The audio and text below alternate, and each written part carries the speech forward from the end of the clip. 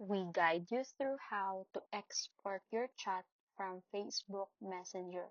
So the first thing you need to do is to open your Facebook app or Messenger app and make sure you are logged in into the account where the chat you want to export is located.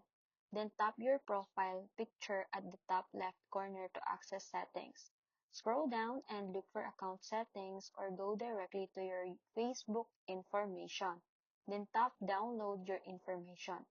After that, select only the data you need by tapping deselect all and then tick message so you only export your chats. Next, choose the date range format as HTML or JSON depending on your preference and set media quality if needed. Then tap create file and Facebook will start preparing your download. This may take a few minutes to hours depending on your data size. And once it's ready, you will receive a notification. Go back to the same section and tap available copies, then download the file to your device. Open it using your browser or file viewer to see all your Messenger conversations neatly exported.